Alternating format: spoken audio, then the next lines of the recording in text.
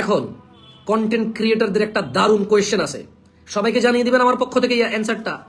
আপনারা যত কন্টেন্ট ক্রিয়েটরের যত কন্টেন্ট ক্রিয়েটরের মানে ভিডিও দেখেন আর এনজয় করেন, মানে অপছন্দ করেন বা পছন্দ করেন, ওদেরকে বলে দিবেন আমার পক্ষ থেকে।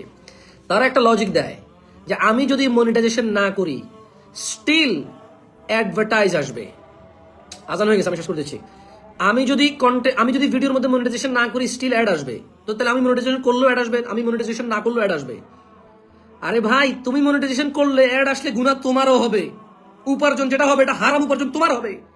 আর যদি তুমি মনিটাইজেশন না করো তাহলে সমস্ত গুনাহ তার হবে, যে ফেসবুকের মালিক, যে ইউটিউবের মালিক। মানে একজনের ঘরের দরজা খোলা, মোবাইল দেখা যায়, তুমি চুরি না করলে চোরে চুরি করে ফেলবে। এই লজিকে কি তুমি চুরি করবা? যে আমি যদি না নিয়ে যাই যে কেউ দেখলে নিয়ে চলে যাবে, সো যেই নেবে সেই হবে চোর। আমি বলতে চাই তুমি হারাম উপার্জন করিও না, যার খুশি করক সে, তুমি করিও না। কেমন? আজান হয়ে গেছে, মাইসালামা, পরের সময় কথা বলবো ইনশাআল্লাহ।